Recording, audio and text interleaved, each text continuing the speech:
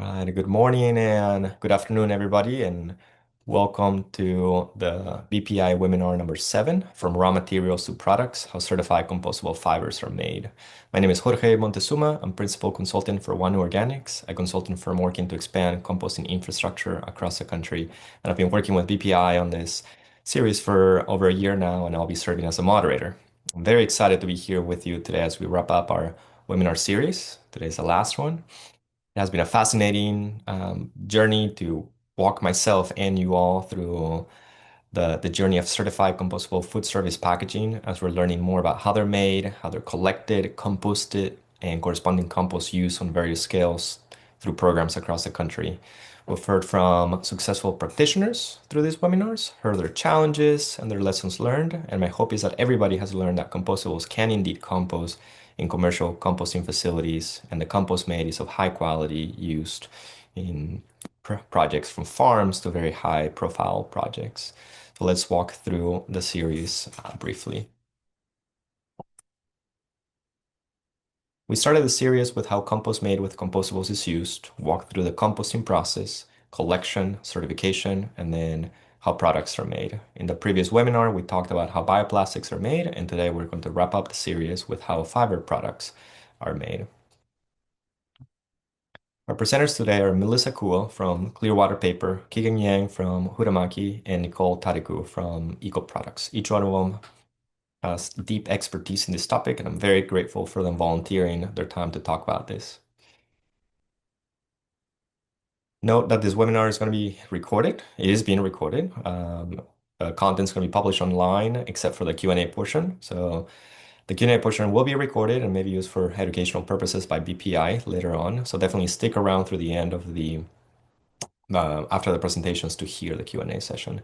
You're welcome to ask questions through the Q&A chat box, and they may get answered on the chat itself, or if not, we'll try to get to them during the formal Q&A session where you can ask questions for the panelists and they can answer them live.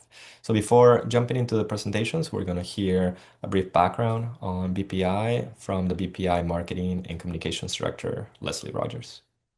Thank you so much, Jorge. And thank you to the experts here that have agreed to present for us and just bring their expertise and their knowledge to this webinar, to this complete space. And thank you for joining us. A little bit about BPI. So BPI was founded in 1999, and we're the leading authority on compostable products and packaging. We are a 501c6 membership-based organization of stakeholders. We have a vision, and our vision is a world without organic waste. Our mission is to support the shift to the circular bioeconomy by advancing policy, standards, research, and science-based verification of compostability and biodegradability. We have 3 core objectives. The first being claims. We want to advance trusted and scientifically based standards, research and claims. Adoption. We work to align and collaborate with stakeholders across the value chain to advance BPI's mission. And then policy. We strive to influence policy that supports the systems-based approach to products and materials. Thank you again for being here. Thank you to the presenters, and I'll turn it back to you, Jorge. Thanks, Leslie. So we'll start with Melissa Kuo. So I'll stop sharing my screen, and while you share your screen, Melissa, I'll introduce you. Thank you so much. So Melissa is the quality manager at Clearwater Paper's Lewiston Mill, where she oversees quality systems, sustainable paper board products. She has extensive experience in pulp and paper manufacturing and marketing. She focuses on advancing paper products that support compostable design and environmentally responsible solutions. She's passionate about driving improvements that reduce environmental impact while maintaining excellence in product integrity. Very excited to have you here today, Melissa. Passing it off to you now. Thank you so much, Jorge. And this is something I'm passionate about. So I really appreciate the opportunity to get to be part of this and speak on behalf of the forest products industry. So thank you so much. All right, I will start out with this beautiful diagram from the AFNPA, the American Forest and Paper Association. For us, it all starts with the forest, with forest products. That's where it comes from. And the AFNPA is a great resource for what's going on in our industry and understanding the broader landscape of forest products. But one of the tools that they have is this circular value chain diagram, which illustrates very well how our products come to life and how they come to be. And of course, it all starts with the forest, but one of the points that I'm really proud about in our industry is that almost half of the material, the raw material that's being used by pulp and paper facilities is coming from residual materials. And that could be recycled content, pulling back from consumers and converters into pulp and paper facilities, or it could be residuals from sawmills and that are coming to us via wood chips and sawdust. So right now we're at that 1 out of 2 for tons of residuals versus tons of trees that are coming from a forest. So it's a great number, and we continue to hope that that gets driven higher and higher as we continue to build the circular value chain. So today what's happening is we're pulling fiber from those residuals, from sawmills and from the forests. They go to a pulp and paper facility. From that facility, we go to converters. Those converters turn the big rolls of paperboard into the final products that consumers, the packaging and the materials that the consumers are going to use. And then we're pulling those waste materials back from both consumers and converters to the paper facilities to reuse them. But at some point, those products are going to hit end of life, and that's where BPI comes in. So we need to have successful end of life options for our products. And that's where we can utilize compostability and complete the full value chain circle, because then those products can be beneficial compost turned into beneficial compost that could be reapplied to the land. So we complete that circular picture of our products. So as I talked about, the raw material, it all starts in the woods. We can use residual chips or trees from softwood or hardwood sources, sawdust, or what's becoming more popular is non-wood plant fibers. We're seeing more and more non-wood plant fibers coming to market now as options, but the majority of what's being used as a raw material within the pulp and paper industry is still coming from trees and from our forest land. And the selection of what's being used is based on 2 things. One is your geographic location and what's readily available, and the other one is the technical performance of the product. So it's going to be cheapest to use what's geographically close to you, but there may be specific end needs that your end markets have that your local fiber can't meet. And so you may pull fiber from other sources, from global supply, to be able to meet that technical performance, but it's most cost effective to use what's available locally. And that's what most pulp and paper facilities do. Overall, our forests are extremely healthy. Around 1/3 of the US is forested, and we've seen a net increase in forest area overall over the last 30 years, and that continues to grow. So at this time in history, there's a good symbiosis between the needs of the forest products industry and the growth and health of our forests. And that symbiosis continues to work together, and we want to continue to grow that over time. All right, so to get to what matters for compostability, we have to start with the chemical composition of the wood. How is the wood put together? And we won't talk too in depth about the chemistry, but I will give you the basic components. So basic components of wood are cellulose, hemicellulose, lignin, and extractives. And an important point here is that the cellulose molecule by itself is what is the positive control for ASTM D6400, which is the standard we use to test for biodegradability. So if you were to take everything else out and just get down to that cellulose molecule, you'd have the standard for biodegradability in the ASTM D6400 standard. So why do these components matter to paper makers, and what are we trying to control? The first thing that we're looking at is the removing the lignin because it gives the wood color. So you see wood in this brown form, that brown comes from the complexity of the lignin molecule and how it reflects light. And the more that we remove that lignin molecule from the cellulose and hemicellulose, the whiter and brighter that pulp gets. So there's incentives from a paper making standpoint to soften and remove that lignin to get to our final product and needs.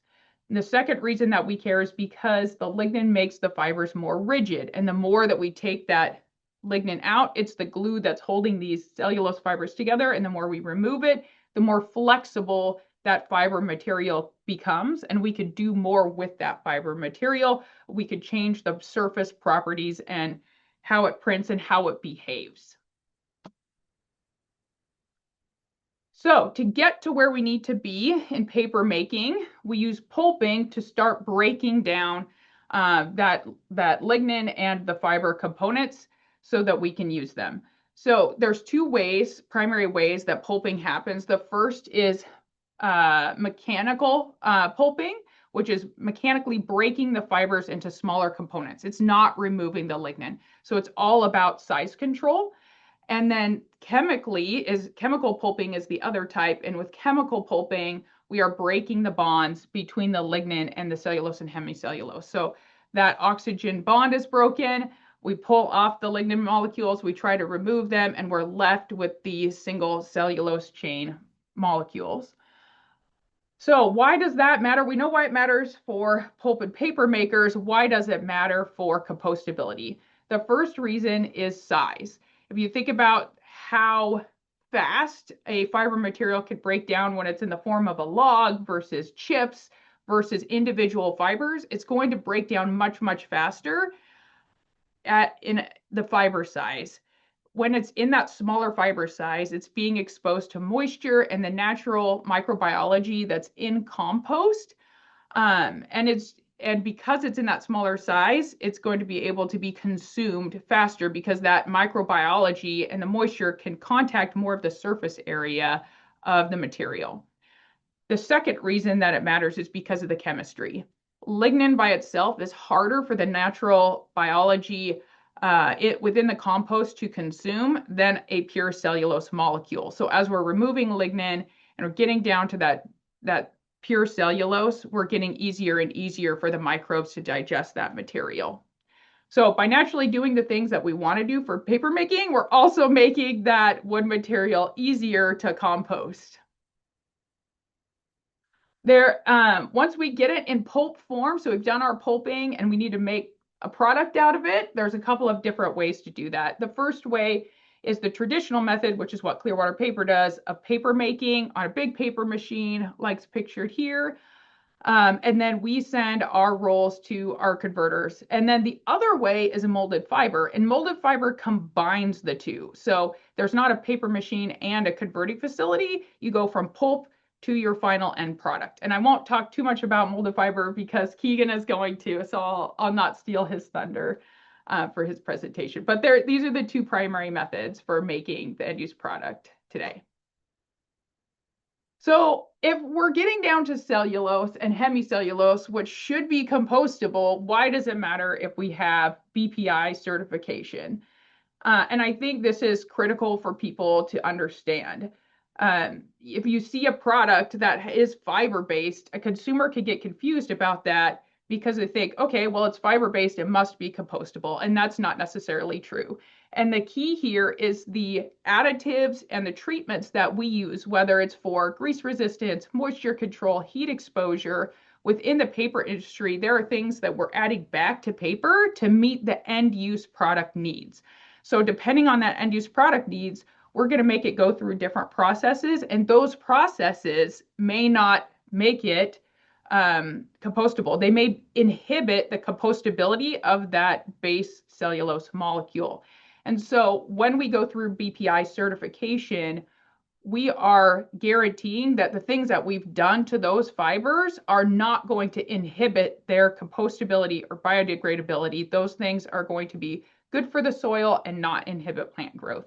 So that's why we need BPI certification to ensure that we have not done anything to that fiber that's going to inhibit that breakdown. Okay, so Clearwater Papers products, what do we make? We make premium paperboard, which is an intermediate product. We do not make converted products. We leave that to our converter customers. And we certify the intermediate product. So when we ship it out, even if we're certified, our customers, our converter customers, must also do their certification. But what we do makes it faster and easier for our customers to become certified. So that's why we do that. And if you're interested in our products or what's certified from Clearwater Paper, you can find that at products.bpiworld.org. Everything's posted on the BPI website. So how long does it take for an intermediate product to get certified? For us personally at Clearwater Paper, from an original idea and saying that we were going to go get certified, it took over 2 years to do that. But if I was going to go turn in an application today for a new product and try to get it certified, that would be approximately 1 year. That would be my expectation for how long it would take. And the difference in the time frame is just how much we've learned, right? We have lab set up, we have the relationship with BPI, we're already members. There's a whole bunch of things that are easier now, and we've streamlined that process to get it from the original over 2 years down to a year. And we see this to be similar timing for final products. If somebody was to go get a final product, it's not a whole lot different than what we experienced with an intermediate product. So a couple just final quick notes. Forest products are everywhere. We see them fiber and wood-based materials in all sorts of different products across the market. But the majority of those are not compostable today. So because of that, I have a few challenges for our industry. The first one is directly to my peers. Go out and figure out what's your barrier, what's your roadblock to becoming compostable certified. What is holding your product back from doing that? There are more opportunities, there are more alternatives and barriers and new products coming on the market all the time. And if you did this analysis 5-10 years ago, it's probably different from the landscape today because there are more options available for you. You can reformulate, you can come up with a product that's going to be able to be certified. So go see what your barriers are, see if there's new technology and try those.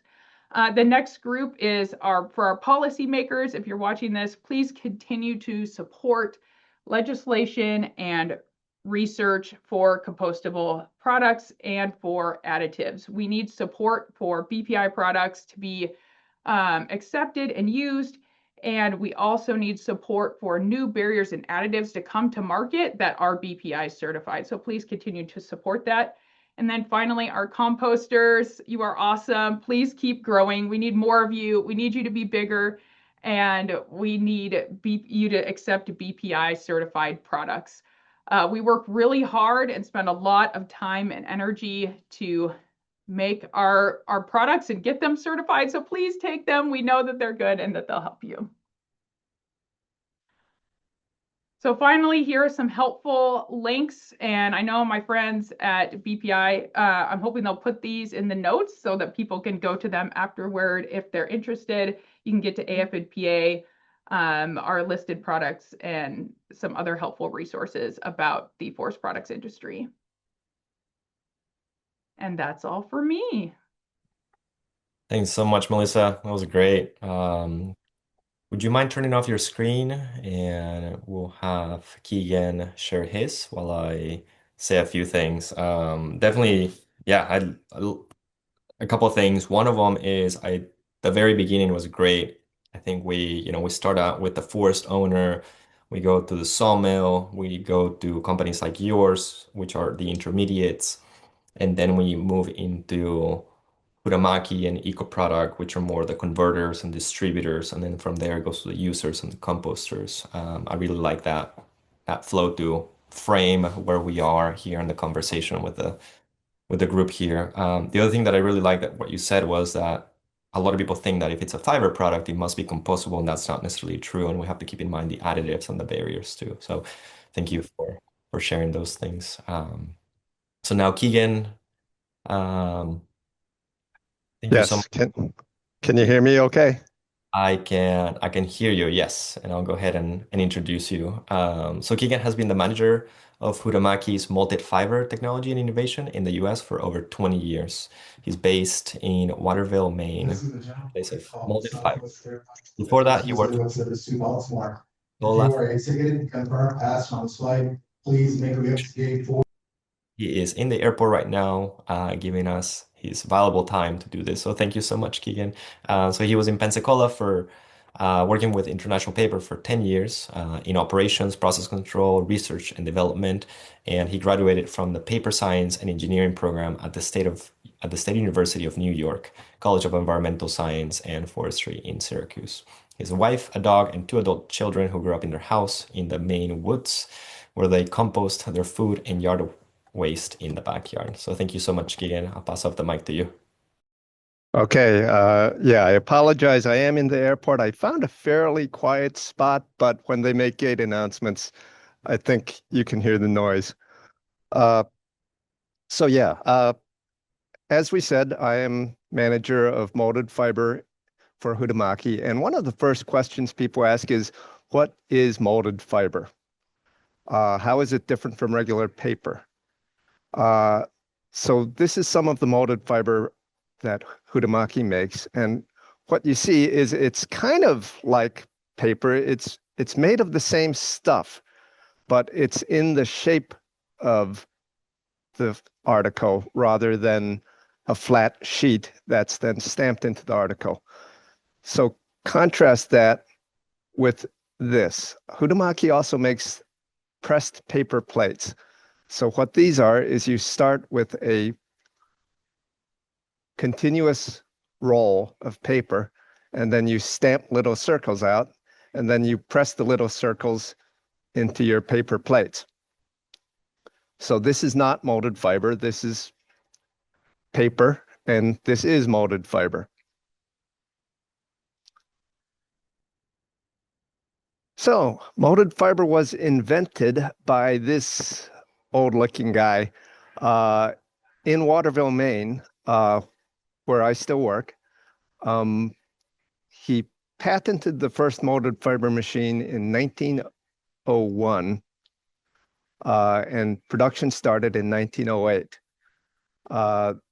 That is an old postcard of the building where I work, and I just threw in some pictures of people from back then.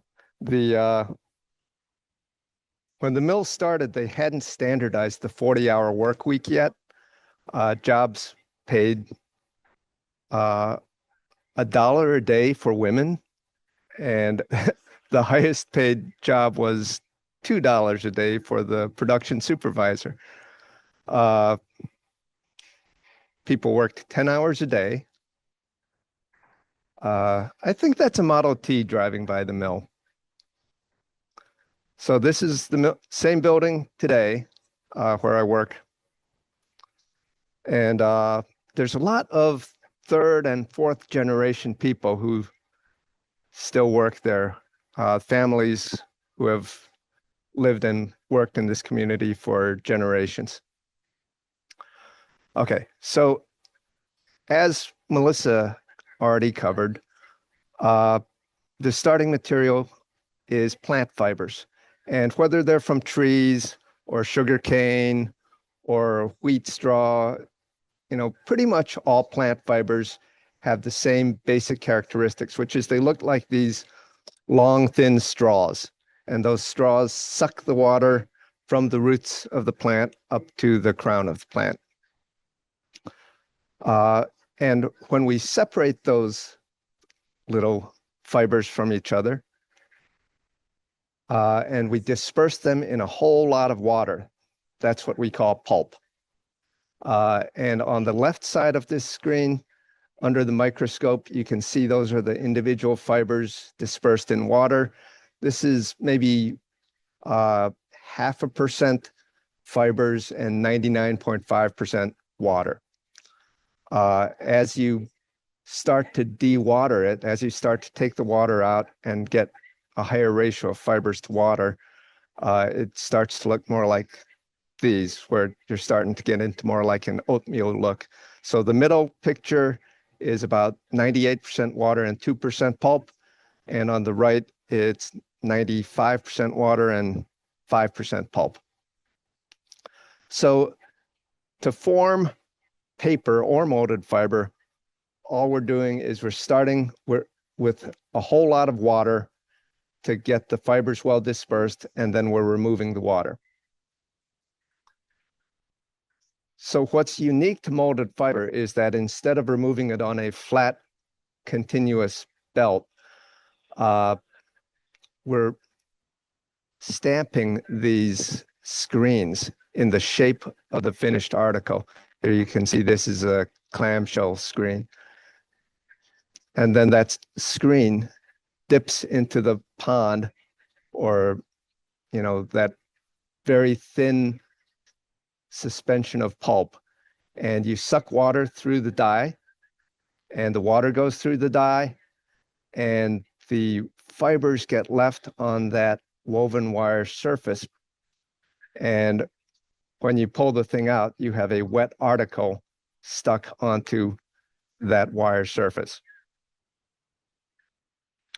So then once you have this wet article, you have to get the rest of the water out.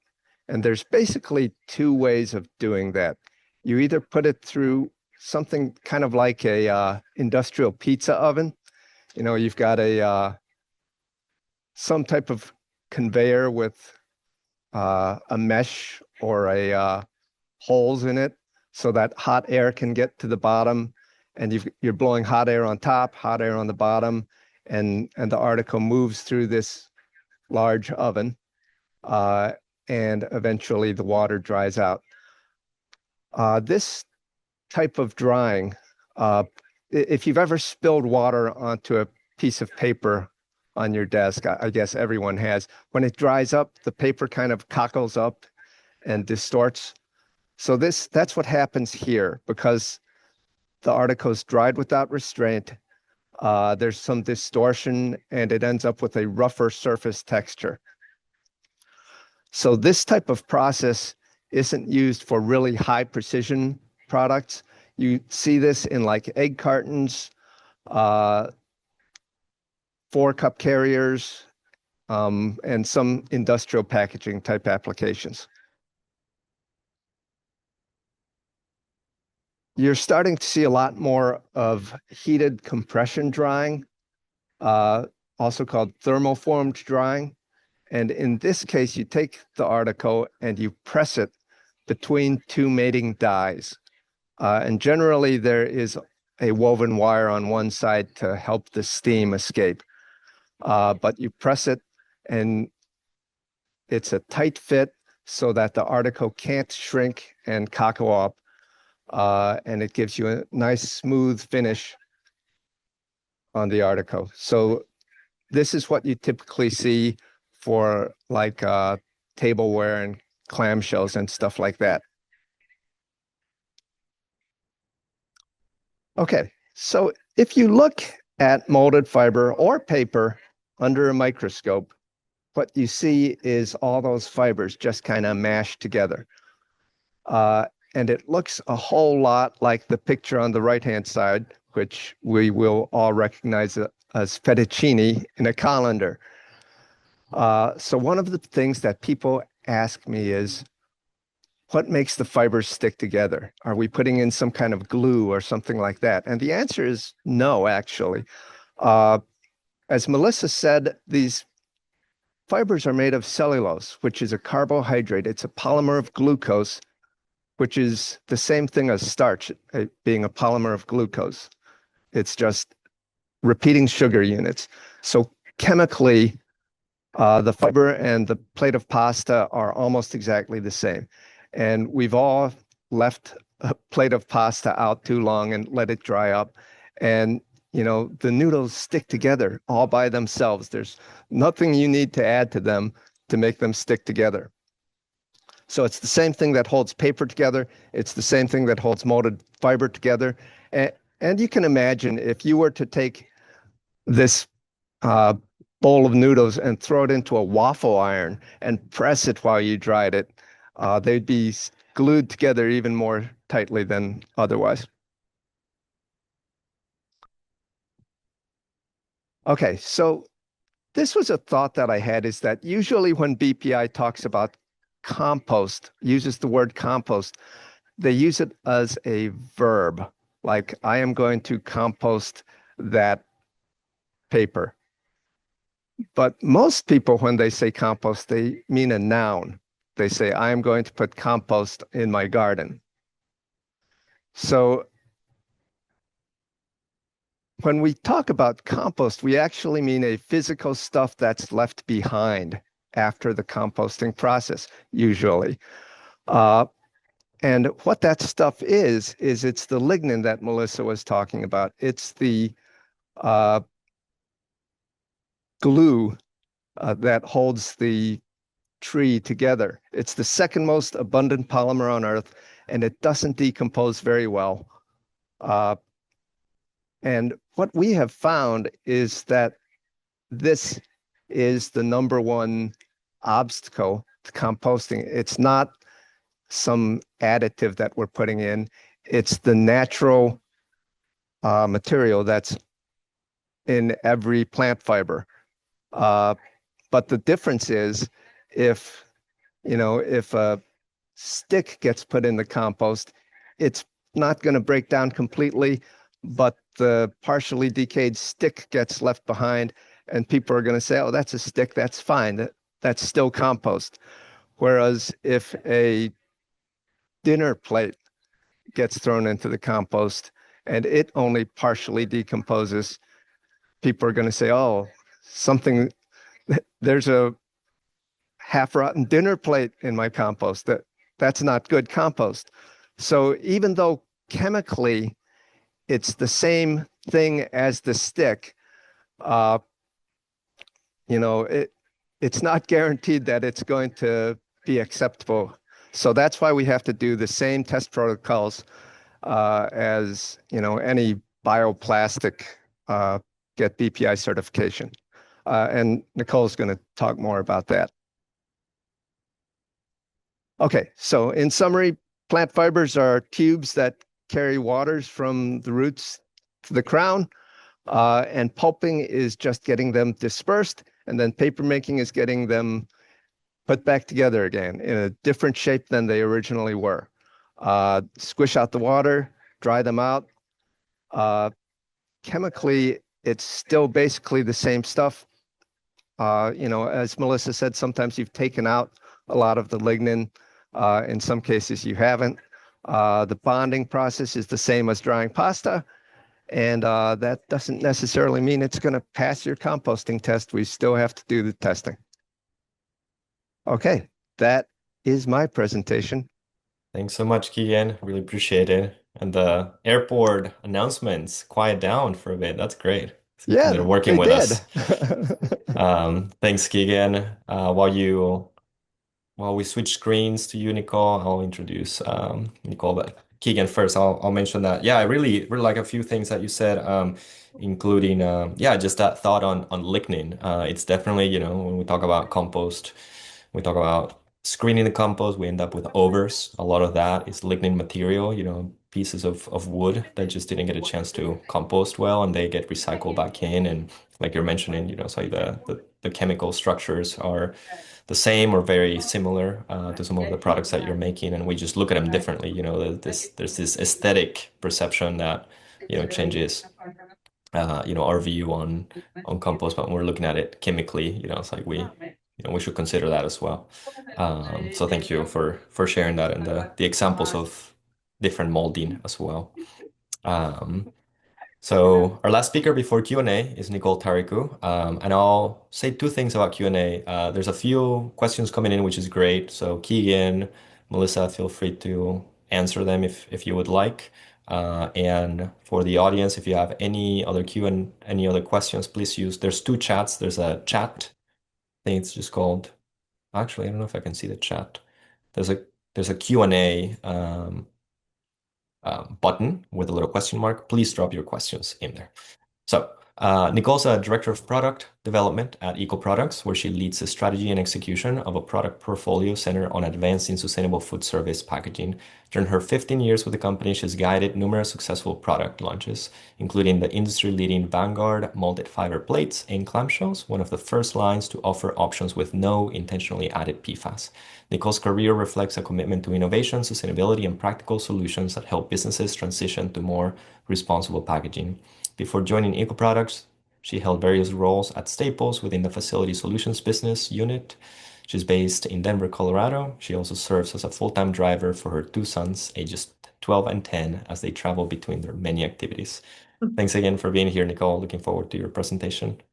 Great. Thank you all for having me. I do want to apologize. I caught a bit of something over the weekend, so I have a raspy voice. So sorry you have to listen to this for about 10 minutes, but we'll try to get through it. All right, so I guess before we jump in, Jorge talked about it a little bit, but just a bit on Eco Products.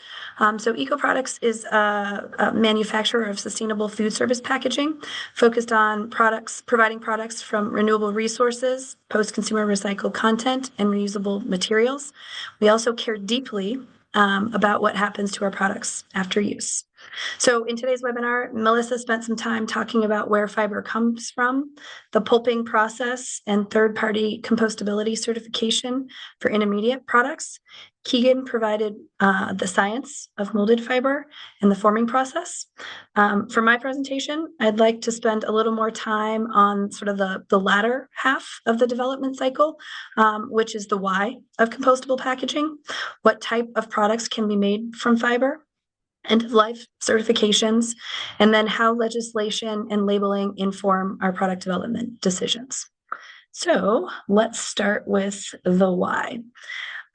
So we can use as much fiber as we want, but as Melissa and Keegan have both stated, if it's coated with non-compostable polymers or has non-compostable additives, it will not be compostable. So why do we work so hard to make a truly BPI certified compostable product? So as many of you may have heard, food waste is a significant driver of climate change. So why is this? Due to the anaerobic environment in landfills, when food is disposed of, methane is emitted.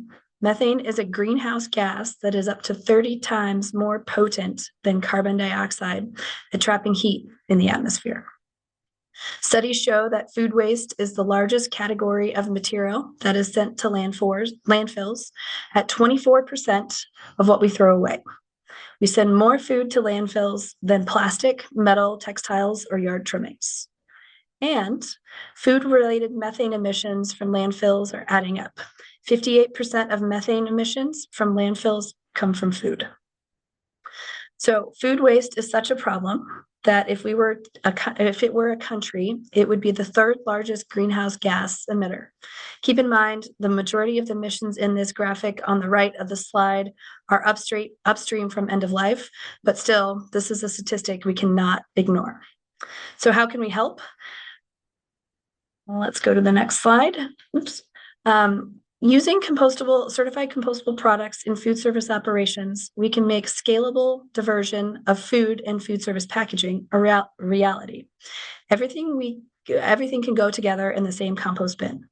We hear from many composters that accept certified compostable packaging that they receive more food at their facilities when they accept this packaging. So now that we've discussed the why, let's talk a little bit more about the products that can be made from fiber. So Melissa touched on this, Keegan touched on this, but there's a lot of different products that can be made from fiber. These are a few examples on this slide. So in my development role, I'm constantly thinking about a product's beginning of life. Beginning of life is a term that is used to describe the raw material a product is made with. The raw material that a product is made with can have a significant impact on the overall environment, which is why we pay close attention to what goes into everything we make. So on this slide, you can see a few different examples. Keegan really focused mainly on molded fiber. And so obviously plates, clamshells, and these two-piece containers on this slide are made with molded fiber. But there are other things that we use. So we are a converter, right? So hot cups, soup containers, some of these paper food trays, and paper clamshells are converted from the paperboard that Melissa makes into their final cup shape. So you can see it on this slide. Melissa talked about this earlier, but I wanted to point out there's an overlap in raw materials here. So I know this webinar is focused on fiber, but many of the products in this slide are actually lined with bioplastic materials such as PLA, which allows them to be certified compostable. These bioplastics also aid and improve performance, right? If you didn't have a coating, to Keegan's point, the grease or water or food that you have on the plate would just kind of soak through, and nobody wants that. So the other piece to point out, and Melissa did talk about this too, but lots of other products in the market are made with compostable fiber or paperboard, but they're coated with linings like polyethylene, which does not allow the item to be certified compostable. So you have to look for the BPI symbol to know whether an item is compostable or not, because the linings, the coatings, the waxes that are used in products can render them not compostable. Okay. So I sort of touched on this, but let's go now to compostability certifications. So compostability really is end of life. End of life is a term that is used to describe what happens to a product after it has been used. For most of our products, composting is the primary recovery option. Many products make end of life claims, but some do not actually break down in composting piles. The best way to validate or verify a claim is to rely on third-party certification programs. Third-party verification, such as BPI, can be an extremely helpful tool when determining whether a product or service has the benefits it claims to have. Certifications can also help consumers and composters trust that products meet compostability standards. So you can see on this slide, this is kind of just a breakdown of our products, but I wanted to talk about the value of certification overall. Okay. Let's move on to legislation. So this is kind of a slide that we use just to kind of give a view of what's happening at a statewide legislative level. So there's been a considerable amount of legislation in the last few years that's related to single-use packaging. So I know this is 2026, but in 2023, there were 230 proposed pieces of legislation related to food service packaging in 34 states. I bring this up because, right, our product development decisions are increasingly focused on how we support state legislative initiatives, specifically mandatory labeling in Washington and Colorado. So on product labeling, contamination from non-compostable materials is one of the biggest challenges facing composters that accept food scraps and packaging. There are a number of ways to address the contamination issue. One of them is better on-product labeling. Proper on-product labeling is not only required in Washington and Colorado, it is something that we spend lots of time focused on when we're launching or improving our product assortment. Correct on-product labeling not only meets those compliance requirements, but also helps with contamination mitigation everywhere. Having products that are easily identifiable, that have a compostability mark from a third-party certification provider, help keep lookalike products out of the compost pile and reduce contamination from non-compostable items. So, in summary, this is why we spend a considerable amount of time and discussion on how we best label our products. We want consumers and, more importantly, composters to know what is compostable and be able to recognize those.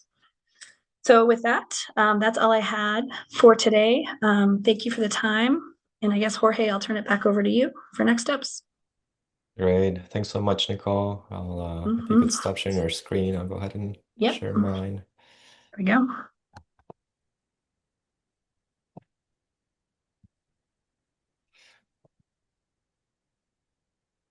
There we go. So thank you so much for the presentations. Definitely, it's like I really enjoy what you mentioned about, some fiber products, that are not compostable.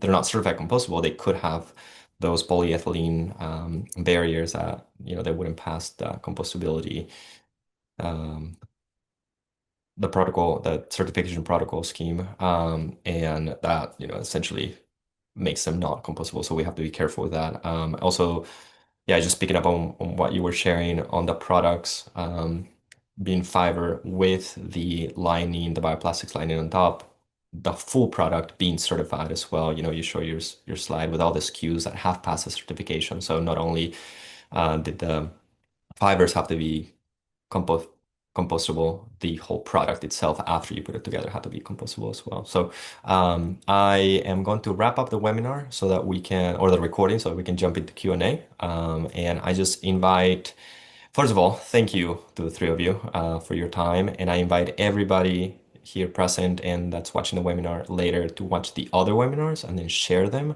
The more we can learn, the better. There are many challenges in our industry, and we need to keep working together and share information and challenge one another so that we can create the future that we want to see. So thank you all again. And Gigi, would you mind stopping the webinar? We can jump into Q&A.